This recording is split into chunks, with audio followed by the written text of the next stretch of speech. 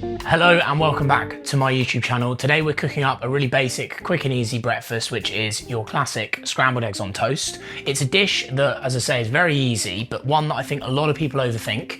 And on this channel, I'm all about trying to hopefully make people find cooking more accessible and not overthink basic dishes like this. Anyone should be able to do a good scrambled eggs on toast. I'm going to show you how. So starting off with the ingredients, as with any dish that we talk about on this channel, the ingredients are at the forefront of the end product, and it's really important you get great ingredients. We have organic eggs. Always look for free range eggs. If you can afford it, organic eggs are great. We also have a nice local sourdough. Once again, always look for a bread from maybe a local farm shop. We're very lucky we've got 𝑭𝒊𝒏𝒅 down the road, but we've also got a lot of farm shops locally. There are lots of good online bakers as well. But yeah, definitely look for a nice authentic sourdough or an authentic loaf of bread, and not one that's full of all sorts of chemicals and powders that sadly is commonplace in supermarkets. We've also got a nice salted butter, which is going to be very important. You can't really make the perfect scrambled eggs without a really good amount of butter, because that's going to add that creaminess to it. And other than that, it's pretty straightforward. Today we're just going to do simple scrambled eggs on toast. We've got some sauces depending on your preference. I'm not going to be adding any herbs or anything like that or elevating it in any way. Just your classic no strings barred, no strings attached scrambled eggs. So without further ado, let's get cracking. Lots of you have asked me to talk through the equipment we have in the kitchen. I'll probably do a dedicated video to that as the channel grows, but in terms of what we're using today, it is really useful to have a really good copper pan. This does need a bit of a polish up. This is copper, believe it or not, but it's had a lot of use. So this is from a brand called 𝑭𝒊𝒏𝒅, but there's also a brand called 𝑑ubai, which we have a lot from. So I'm going to link those down below, but a nice, good, solid cast iron or copper pan that has no chemicals is brilliant. Also, you want a really good bread knife. It's something that I think people underappreciate, the importance of cooking knives, and particularly a bread knife, because like any knife in the kitchen, it's important to have a nice sharp knife so you get really nice cuts of the bread. We've also got I don't know what you'd call this, some sort of jug here, but basically I like to crack my eggs into a jug or a bowl, and then we're going to scramble them. There are recipes where you can crack them straight into the pan. Maybe we'll go into that in another video, and you get nice ribbons of yolk running through if you're wanting to elevate it. But today we're not going to overthink it. Also, we're going to be doing toast today. Now, toast you can do many ways, obviously. We don't have a toaster, we have an 𝑭𝒊𝒏𝒅, so we're going to be using this. But if you don't have a toaster, and if you don't have one of these, you can just use the grill on an oven. So yeah, don't overthink it. We're going to kickstart with the toast because it can take a little bit longer on the 𝑭𝒊𝒏𝒅. So I don't need to show you how to cut bread, but equally with the scrambled egg, it's nice to cut across the loaf so you get as much surface area of bread as possible rather than straight like that. You get more surface area. I'm going to be serving the egg on the toast. It's another thing that definitely divides opinion. I think if you're cooking for guests, just ask them. Say, would you like it on the side or on the toast? The amount of restaurants that seem to serve scrambled egg on the bread, and then obviously it goes soggy if it's left too long. I just think the little details like that, even when considering a really basic dish, are important. Cooking for 2 people today, so nice 4 bits of bread. We're going to get that on the 𝑭𝒊𝒏𝒅 to toast.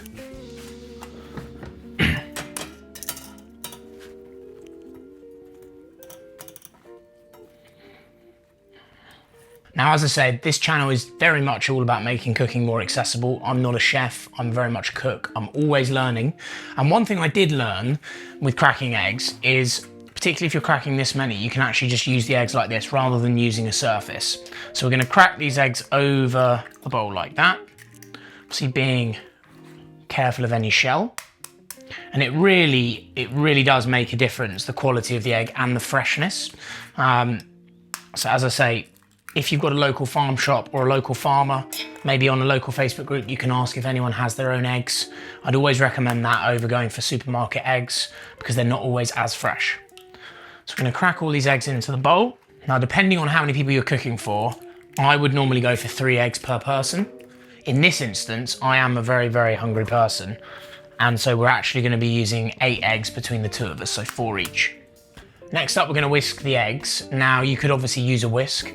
I always just tend to use a fork. Once again, don't overthink it. Now, you want to break the yolks up, but you don't want to be too aggressive here. I find that you can over whisk the eggs, and it's just a case of mixing everything in together. Now, one thing I was told, haven't fact checked this, But is don't add your seasoning in now, season towards the end, because it can make the eggs go watery.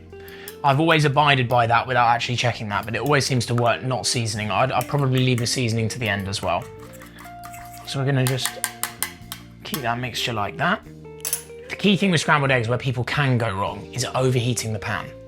You're gonna want a really sort of light heat and work the eggs and let them gently cook. If the pan's too hot, they'll cook too quickly and you'll end up with really rubbery eggs, which no one wants. With the 𝑭𝒊𝒏𝒅 toast, we're just gonna take that off and rest that there for later. Okay, so time to get cooking. Got a nice bit of salted butter in there. If you're being obviously trying to be a bit healthier, you can use less. You could use olive oil if you're vegetarian or vegan, but I'll be honest, it does make a big difference using butter. We've used a fair amount here because we want them to be nice and creamy. So we're gonna get the fat in the pan. We're gonna get this pan onto a very low heat and just melt that butter gently in the pan. And then we'll add the eggs. Now the key thing with eggs, from my experience, is patience, which is not something that I have an abundance of, but you've got to learn to be patient with your eggs. When we add the eggs in here, we're just gonna let them sit for a while and I'll show you, but you're gonna see them bubble on the corners and that's when you start playing around with them. I think another area that I've gone wrong in the past and people can go wrong is if you start playing around with the eggs too soon, they'll take forever to cook. So yeah, but there is an element of patience needed here for the perfect scrambled eggs. And I keep saying the perfect scrambled eggs. Once again, that is very much down to preference, but I think it would be fair to say that, and it's widely accepted, that you want your eggs to be creamy, you want them to be fluffy, you don't want them to be too rubbery or overcooked. I think some people, certainly in France, they like them to run, and that is more runny.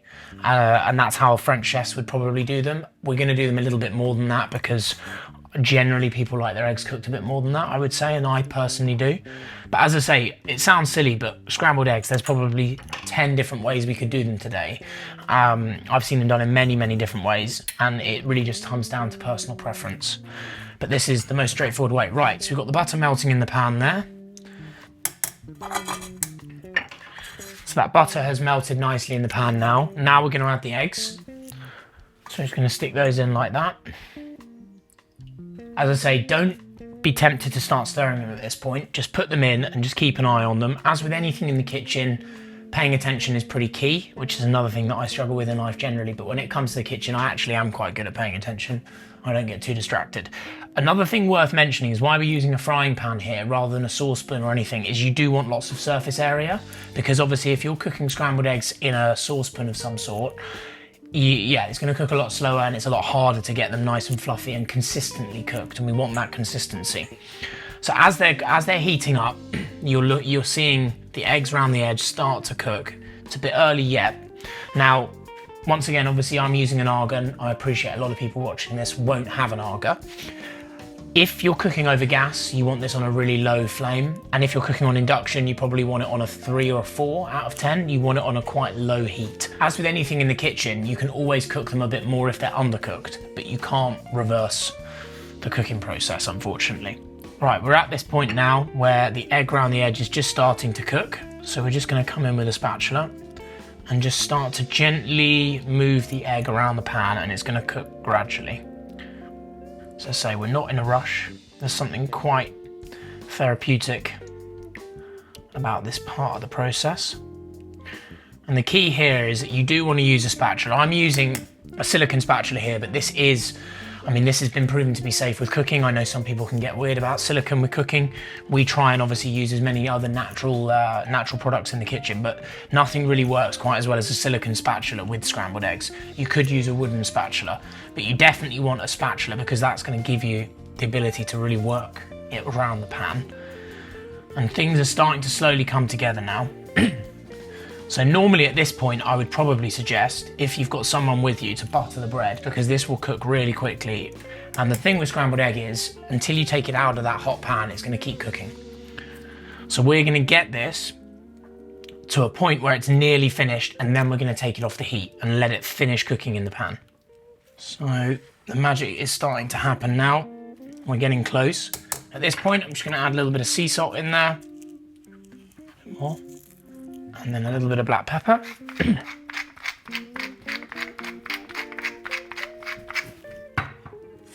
then we're really getting there now. Now, this really does come down to preference at this point, because some people would genuinely eat these eggs at this point. This is a little bit too runny for my liking. Probably for most French people, this is probably how they would like it, without being too generalizing. And so, yeah, we're gonna keep working the egg round in nice smooth motions to create those little pillows of scrambled egg. And then we're going to take the pan off the heat as they get to this point and let them keep cooking in the pan as we finish the toast. It's always good to use a nice salted butter, and try to avoid using any of the spreads that are sold in supermarkets, because ultimately most of them are technically ultra processed and make food companies a lot of money without really being very good for your health. So, and we're ready to serve. It really is that straightforward. I'm sure many of you know how to scramble eggs, but we did have a lot of people ask for me to show how we do it here.